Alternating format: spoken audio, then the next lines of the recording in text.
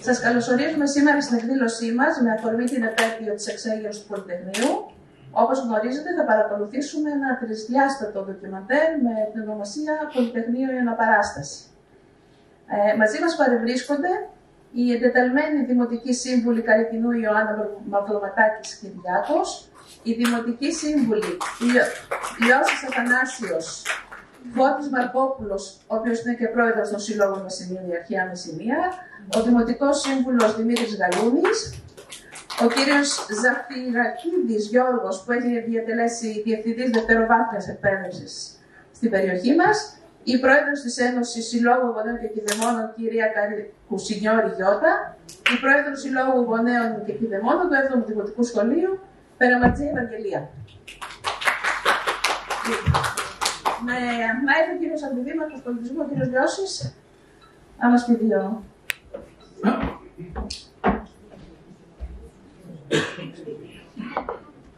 Καλησπέρα σε όλους. Θα ήθελα να μεταφέρω και τους χαιρετισμούς στη Δημάρχου μας.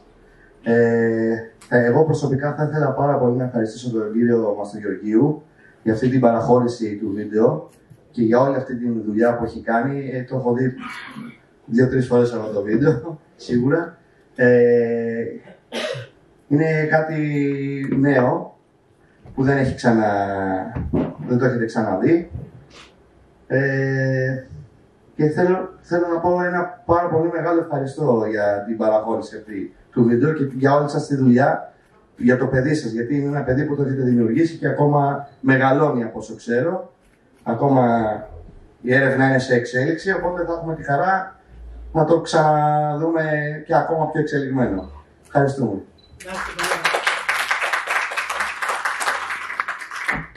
51 χρόνια φέτος από την εξέγερση του Πολυτεχνείου και τίποτα δεν έχει μειώσει την αξία των γεγονότων, τους αγώνες και τη θυσία των συνανθρώπων μας που οδήγησαν στην αποκατάσταση της δημοκρατίας στην Ελλάδα.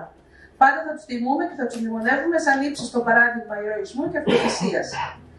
51 χρόνια μετά, και θα έχουμε τιμήσει με όλους τους τρόπους την επέτειο του Πολυτεχνείου, σήμερα είμαστε εδώ για να παρακολουθήσουμε ένα διαφορετικό ντοκιμαντέρ, στο οποίο με τη χρήση των ψηφιακών μέσων και της τρισδιάστατης εικόνας αποτυπώνεται η κορυφαία στιγμή εκείνης της δραματικής νύχτας που δεν είναι άλλη από την εισβολή του άρματος μάχης στο Πολυτεχνείο. Ο δημιουργός του ντοκιμαντέρ, όπως είπε και ο δήμαρχός μας, είναι ο κύριος Γιώργος Μαστρογεωργίου και βρίσκεται σήμερα μαζί μας. Είναι υποπλήρχος αναπιστρατεία του πολεμικού ναυτικού και γεννήθηκε στην Αθήνα τον Νοέμβριο του 1973, μαζί με τα γεγονότα. Στη διάρκεια της καριέρας του έχει υπηρετήσει στις επιχειρησιακές μονάδες της διοίκησης υποβρυχίων, υποβρύχιο Αμφιτρίτη, υποβρύχιο Γλάφκος, καθώς και στις διοικητικές εκπαιδευτικές της υπηρεσίες, βάση υποβρυχίων, διοίκηση υποβρυχίων και σχολή υποβρυχίων, ως υπεύθυνος του τρισδιάστατου γραφικού περιβάλλοντος του προσομοιωτή επιθέσεως των υποβρυχίων. Υπηρέτησε επίσης επί 13 χρόνια στην Υπηρεσία Ιστορίας Ναυτικού, στο Τμήμα Ιστορικών Αρχείων και διατέλεσε υπεύθυνος του Φωτογραφικού και Κινηματογραφικού Αρχείου, του Γραφείου Ερευνών Ναυαγίων, καθώς και του Γραφείου Ψηφιακών Πολυμέσων. Είναι συγγραφέας των βιβλίων Υποβρύχιο Κατσόνης, μια ιστορία, ένας θρύλος, Ελληνικά υποβρύχια 1885-2010 και Πάρων Άρης. Ασχολείται με την έρευνα και τεκμηρίωση των ιστορικών γεγονότων και έχει συνεργαστεί σε εκδόσεις, τηλεοπτικές και θεατρικές παραγωγές πάνω σε θέματα σχεδίασης και απόδοσης γραφικών απεικονίσεων. Θα ακολουθήσει λοιπόν η προβολή του ντοκιμαντέρ, που θα παρουσιαστούν σημαντικά ντοκουμέντα και θα αποκαλυφθούν άγνωστες πτυχές εκείνης της ιστορικής νύχτας. Στη συνέχεια, ο κύριος Μαστρογεωργίου θα κάνει μια παρουσίαση και να ευλουτίσει και να διευκρινίσει κάποια σημεία και στο τέλος θα γίνουν ερωτήσεις και θα δοθούν απαντήσεις σε τυχόν απορίες μας. Ξεκινάμε. Να κλείσουμε τα φώτα.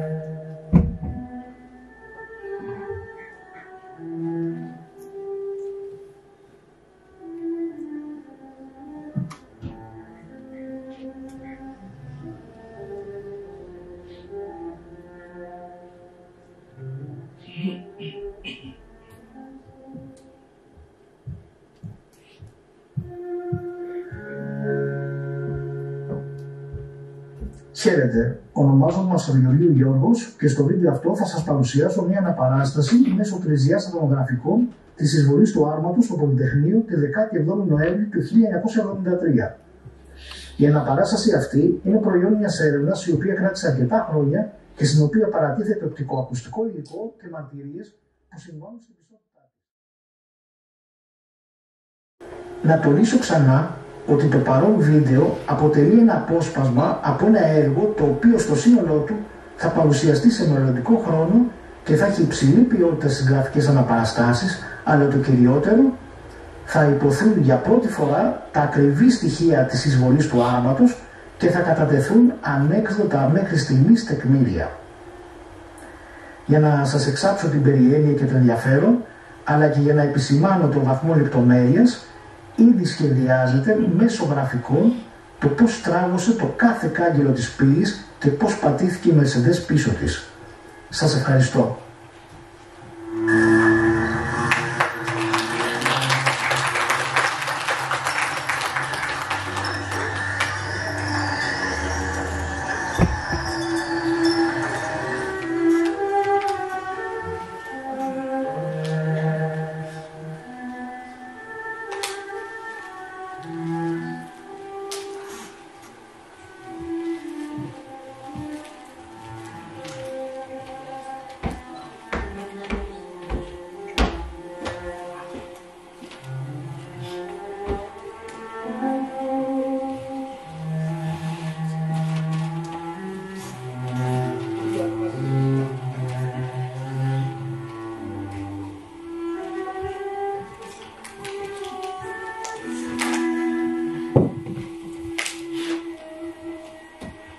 Καλησπέρα σας και από κοντά. Θέλω να ευχαριστήσω τον Δήμο Ηλίου για την τιμή που μου έκανε, τον κύριο Αντιδήμαρχο και τα μέλη του Διοικητικού Συμβουλίου. Επειδή πιστεύω ότι θα έχετε πολλές ερωτήσεις, έφτιαξα μια έξτρα παρουσίαση όπου θα απαντηθούν και κάποια άλλα ερωτήματα. Βασικά που πιστεύω ότι τα έχει συνεχώς ο κόσμος και διερωτάται.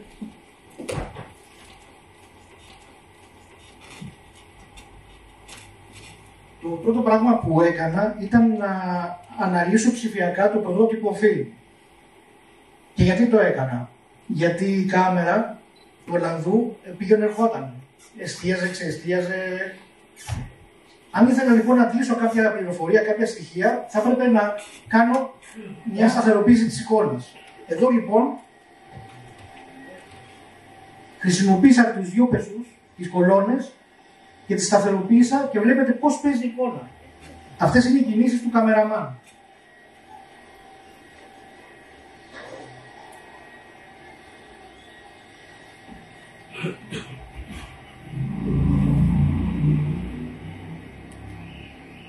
Με βάση λοιπόν αυτή τη σκηνή, φτιάχτηκε και με το ανάλογο λογισμικό, έγινε μια μεγέθυνση στην ανάλυση, έτσι ώστε να αποκαλυφθούν νέες πληροφορίες και να δοθεί και έμφαση στον ήχο που θα ακούσετε για πρώτη φορά, τον πραγματικό ήχο της εισβολής.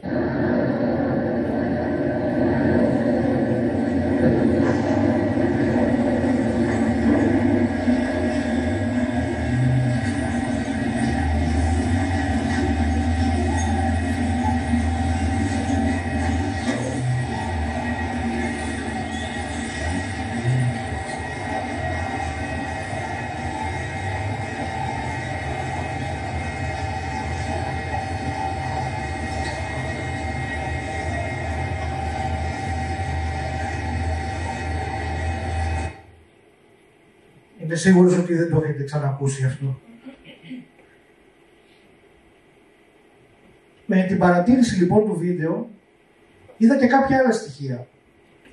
Είδα τη μαρτυρία του Νικόλαου Πατσαβού. Ο Νικόλαος Πατσαβός ήταν ο άνθρωπος που ήταν πάνω στην κολόνα, ήταν δημοσιογράφος, και είπε ότι ξυλοκοπήθηκε αγρίως. Δυστυχώς μέχρι σήμερα κανείς δεν μπήκε στον κόπο να εξετάσει το πρωτότυπο φιλμ. Ας δούμε λοιπόν την πορεία του Νικόλαου Πατσαβού. Έρχεται το άρμα, εισβάλλει, πέφτει από την κολόνα και πέφτει πάνω στον οδηγό εδάφους του άρματος, στον Λάμπρο Κωνσταντέλο, Λοιπόν, εδώ θα δείτε ότι τον πιάνει ο αστυνομικός διευθυντής, συνομιλεί μαζί του και με ένα καδρόνι που κρατάει αρχίζει και το ξυλοκοπεί. Θα δείτε με τι μίσος. Αυτά δεν τα έχετε προσέξει ποτέ.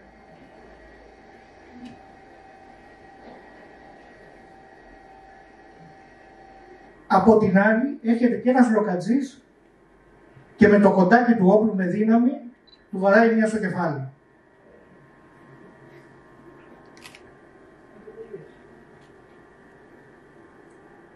Εδώ είναι. Θα δείτε σηκώνει το όπλο και το κατεβάζει.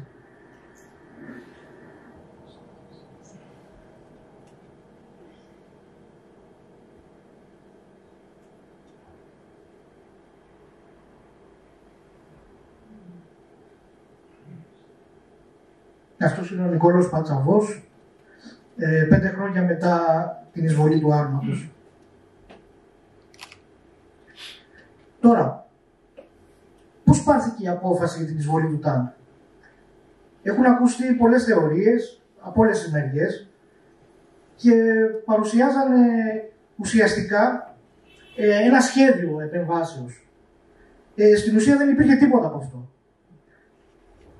Υπήρξε ουσιαστικά μία κίνηση να κατέβει ο στρατός για εκφοβισμό και για να βοηθήσει στην εκένωση του Πολυτεχνείου. Όχι στην εισβολή, στην εκένωση. Η απόφαση πάρθηκε από ένα συγκεκριμένο χαρακτηριστικό, από ένα τυχαίο χαρακτηριστικό. Αν μετρήσουμε την πύλη, το πλάτος της είναι στα 3,65 και το ύψος της κολόνας αντίστοιχα στα 3,60. Τα άρματα που είχε ο ελληνικός στρατός ήταν αμερικάνικου τύπου, τα μη 48, όπως βλέπετε είναι ίσα σχεδόν με την πύλη, άρα δεν υπήρχε περίπτωση αν κατά διαβολική σύμπτωση κάποιος διοικητής αποφάσισε να κατέβει αυτός ο λαγός αρμάτων, δεν υπήρχε περίπτωση λοιπόν να αποφασιστεί να μπει ένα τέτοιο άρμα, να κάνει προσπάθεια για εισβολή. Ο δεύτερος τύπος που υπήρχε ήταν τα μη 47. Ήταν λίγο πιο στενά, αλλά πάλι ήταν τεράστια. Κατέβηκαν λοιπόν τα γαλλικά τύπου, που τι γίνεται. Ήταν πιο στενά και ήταν πολύ πιο εύκολο να εισβάλλουν, να σπρώξουν την πύλη. Ας δούμε εδώ πέρα μια σύγκριση, το αμερικάνικο με το γαλλικό. Όταν λοιπόν φτάσανε τα άρματα κάτω, μέσα στις διαπραγματεύσεις έπεσε ιδέα γιατί ακριβώς το άρμα ήταν πολύ στενό και άρα θα μπορούσε να κάνει αυτή την κίνηση. Ας δούμε εδώ στα γραφικά την αντιστοιχεία. Κανείς δεν περίμενε ότι θα πέσει όλη η πύλη, περιμέναν ότι θα ανοίξει. Γιατί κοιτάξτε πόσο μικρό είναι το άρμα σε σχέση με όλο το συγκρότημα των Πεσών και των Καγγέλων. Κοιτάξτε πώς έβλεπε ας πούμε τον Νικόλαο Πατσαβό. Παρόλο που είναι στο άρμα πάνω, πόσο μικρό φάνταζε. Πάμε σε ένα άλλο κομμάτι, στην ταχύτητα της εισβολής. Επειδή ακούγονται πολλοί άνθρωποι, μέχρι και σήμερα που βγαίνουν και λένε ότι υπήρξαν μάρτυρες που είδαν το άρμα να παίρνει φόρα, να κάνει όπιστε, να σαρώνει τα πάντα. Ας δούμε λίγο με τεχνικά στοιχεία μια ανάλυση.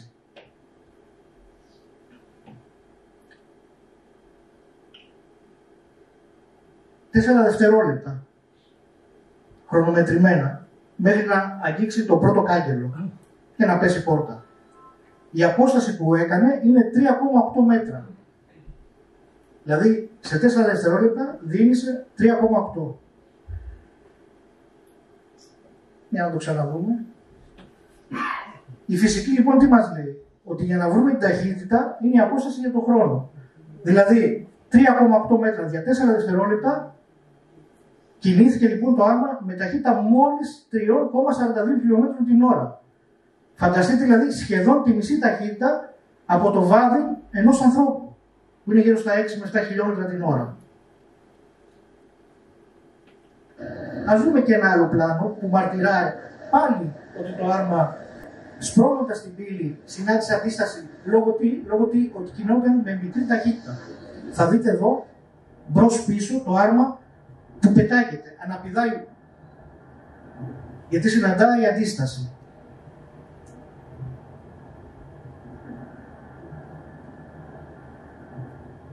Και αυτή λοιπόν η αντίσταση καταγράφεται στα φτερά του άρματος, που είναι η ζωντανή απόδειξη. Βλέπουμε πώς ήταν το ίδιο άρμα 2 μήνες πριν και από την ίδια γωνία λήψη σχεδόν, πώς είναι τα φτερά του. Αυτή η φωτογραφία λήφθηκε στις 10 και 4 το πρωί στο στρατόπεδο στο Γουδί. Είναι ακριβώς μετά την εισβολή του άρματος.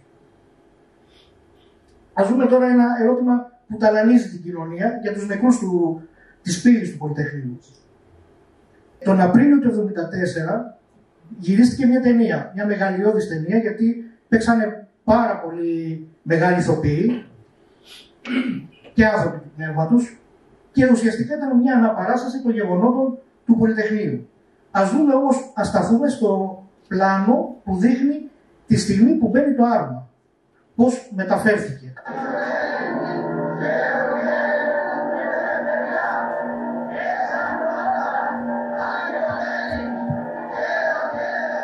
Βλέπουμε έρχεται ο αξιωματικός, ανέκφραστος.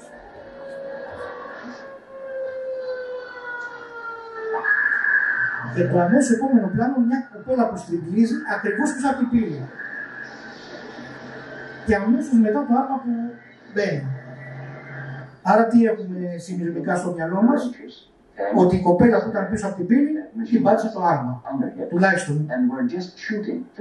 Εδώ έχουμε μια άλλη μαρτυρία ηθοποιού.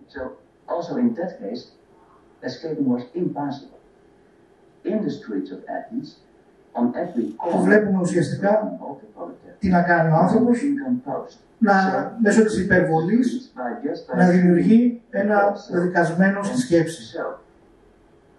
Ας δούμε τώρα το πλάνο της ταινίας, που είναι ο κόσμος ακριβώς πίσω, και το πλάνο του Συνανίδη, του Συνάρη Συνανίδη, που εδώ πέρα βλέπουμε ότι είναι εντελώς καθαρή η πύλη. Και βλέπουμε ότι είναι καθαρή γιατί αν υπήρχε πρόσωπο θα φωτιζόταν τους προβολείς. Άρα τι σημαίνει? Ότι στην πύλη δεν υπάρχει εκείνη τη στιγμή κανείς ή σχεδόν κανείς. Οι μόνοι που υπάρχουν είναι ο Νικόλας Πατσαβός και ένας αγνώστων στοιχείων φοιτητής στην άλλη κολόνα.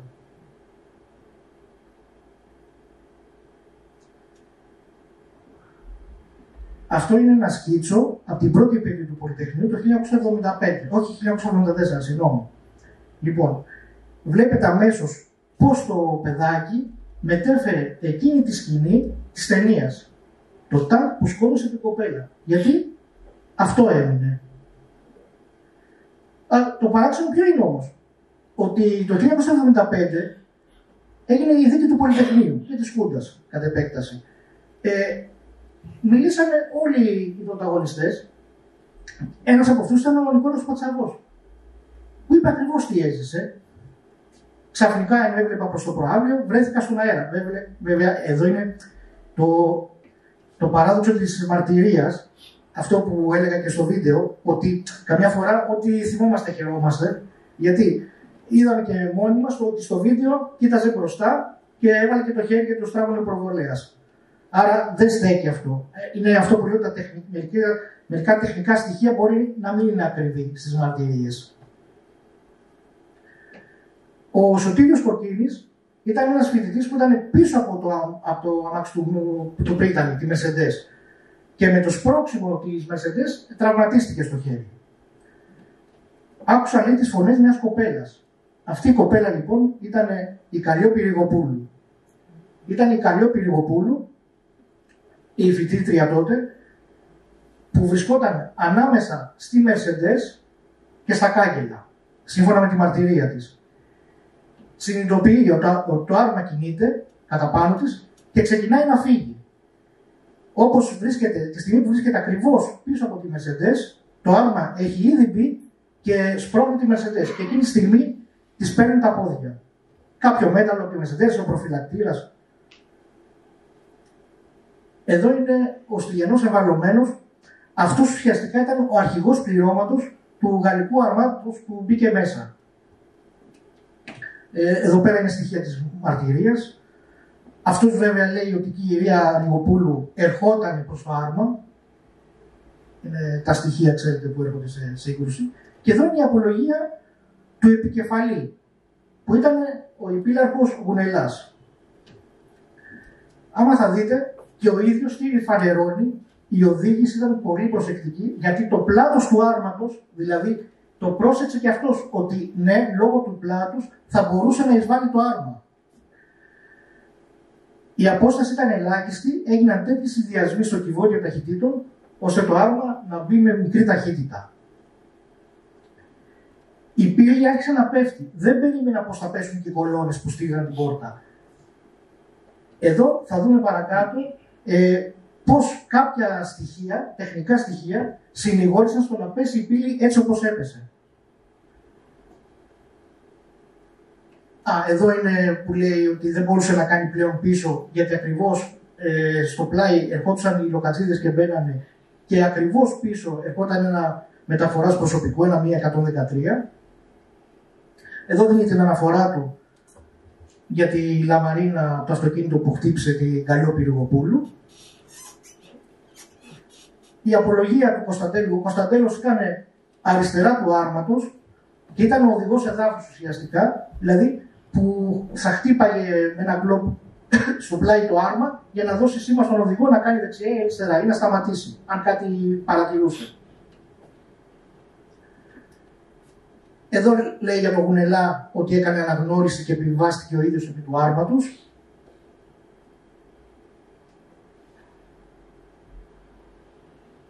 Για τον Νικόλαο Πατσαγό που ήταν στην κολόνα. Και ακριβώς αναφέρει και αυτό, στο πλάτος του άρματος επέτρεπε να ρίξει μόνο την πόρτα και όχι τους στήλους. Ας δούμε λοιπόν μια αναπαράσταση σε 3D, πως κάποιος που ήταν από μέσα το βίωσε. Εδώ βρισκόμαστε στην πλαϊνή είσοδο. Αυτή είναι η Καλλιόπη Ριγοπούλου που συνειδητοποιεί ότι το άρμα έρχεται κατά πάνω και εκείνη τη στιγμή του παρασέρνει η Mercedes. Ας το δούμε και σε έγχρωμο λίγο. Ο Σωτήριος Κωτίνης, ο Νικόλαος Πατσαβός και η Καλλιόπη Ριγοπούλου.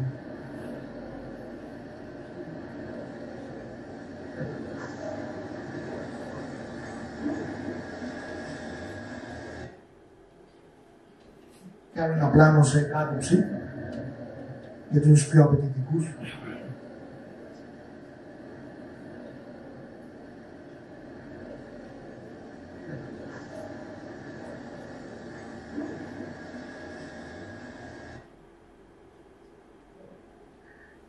Να εξετάσουμε τώρα και είναι τα τεχνικά στοιχεία που οδήγησαν την πύλη να πέσει όπως έπεσε.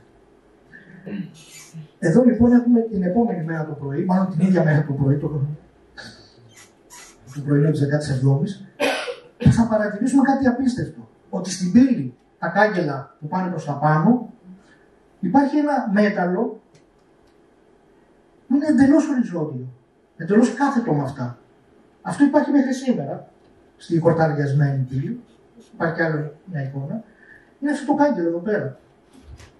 Μα θα δείτε, δεν είναι κομμάτι της πύλης, δεν είναι κάγκελο, είναι πιο λεπτό. Είναι μια σιδερόβερτα. Και είναι αυτή η σιδερόβερτα που είχαν βάλει οι οικοδόμοι, έτσι ώστε να μην υπάρχει περίπτωση η κεντρική πύλη του Πολυτεχνείου να ανοίξει. Και γι' αυτό την είχαν πλέξει έτσι.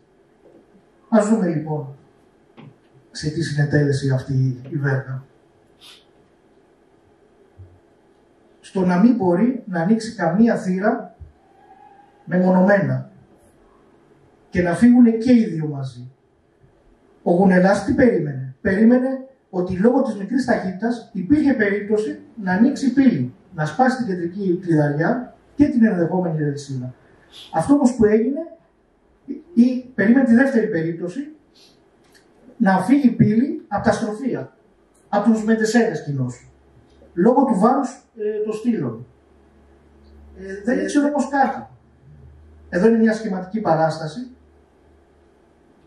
Τι περίμενε? ότι επειδή η κόλλα είναι πάρα πολύ βαριά, ζυγίζει τόνους, 6 τόνους η καθεμία, θα έφευγε το στροφείο μαζί με την πύλη. Ή θα έσπαγε κάποιο τμήμα της. Έλατε όμως που η πύλη, οι κολόνες της πύλης, νόμιζε ότι έχει κάποια υποδοχή κάτω, κάποια εσοχή, έτσι ώστε να υπάρχει κάποια ένταση σωστή για να μην μπορεί να μετακινηθεί ή ενδεχομένως να υπήρχε κάποιος πύρος. Έτσι συνήθως είναι το λογικό σε τέτοιες κατασκευές.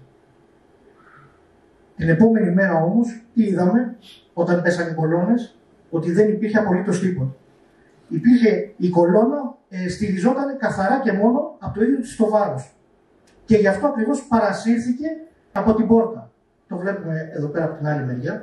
Βλέπετε, έχουν παραμείνει τα στροφεία. Πάμε σε ένα άλλο, για τη σημαία της πύλης. Την περίφημη σημαία, συνεχώς έχουμε συζητήσεις. Αυτή είναι η σημαία που εμφανίστηκε στην πρώτη επέτειο του Πολυτεχνείου, το 1974. Και γράφει από την πύλη. Αυτό είναι ένα κομμάτι από την πραγματικά, ουσιαστικά τη σημαία που βρισκόταν στην πύλη. Εδώ πέρα βλέπουμε σημεία που είναι τα σημάδια από την ελπίστρια του άρματος. Τώρα θα ρωτήσει κάποιος πώς βρέθηκαν ξαφνικά τόσο μεγάλες σημαίες. Γιατί όταν πάει κάποιος σε ένα μαγαζί για να παραγγείλει σημαία, σε τέτοιες διαστάσεις δεν υπάρχουν.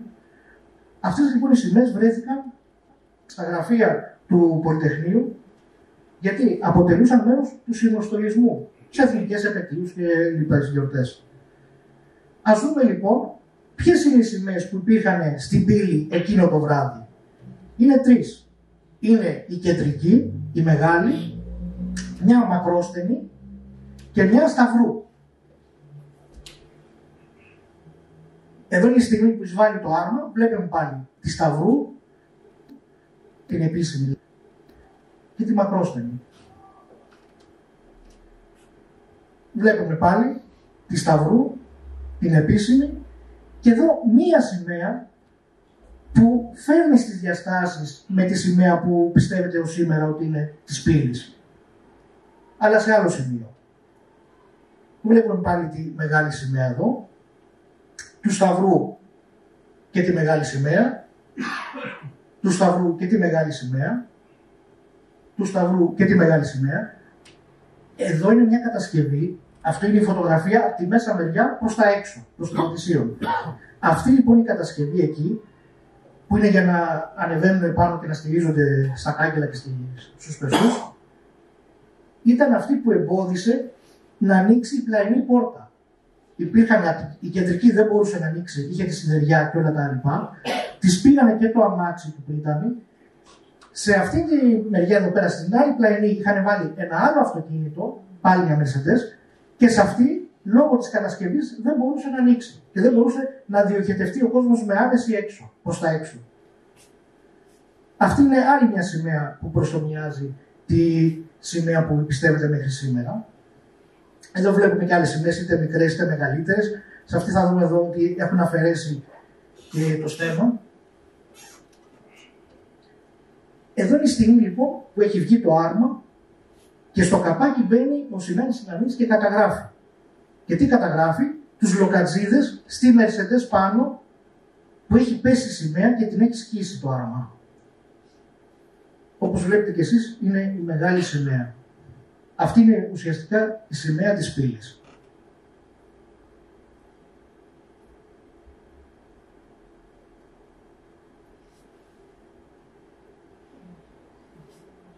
Βλέπετε πόσο παχές είναι οι λωρίδες, πόσο μεγάλες. Αυτή είναι η σημαία λοιπόν που περιφέρεται μέχρι σήμερα. Ας ξαναδούμε πάλι το μέγεθος. Εδώ είναι η σημαία.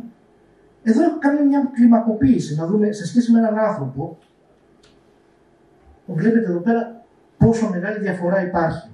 Άρα αυτή η σημαία αποκλείεται να ήταν ποτέ στην πύλη.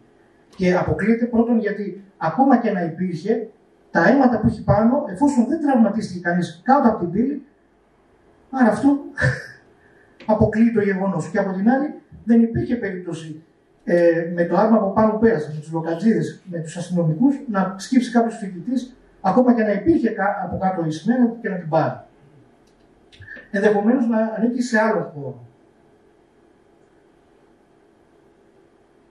Και εδώ είναι, για τέλος, η φωτογραφία που καθόρισε το Πολυτεχνείο. Γιατί καθόρισε αυτή η φωτογραφία το Πολυτεχνείο? Γιατί είναι μια φωτογραφία συμβόλων. Έχει τα όρια, που τα όρια ποια είναι? Είναι τα κάγκελα.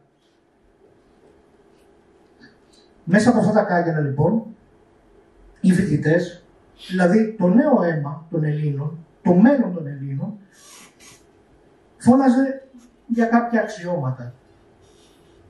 Από την έξω μεριά λοιπόν υπήρχε ένα άρμα που έριξε αυτή την πύλη. Και τι έκανε αυτή την πύλη? Τη λύγησε. Βλέπετε, τα κάγκελα είναι λυγισμένα. Αν δεν ήταν λυγισμένα, δεν θα είχαν ίδιο αντίκτυπο. Επειδή ακριβώς λοιπόν είναι λυγισμένα, μας κάνει την επιβολή της εξουσίας. Μας κάνει το σιδερόφρακτο που έρχεται να πατήσει, να συνθλίψει.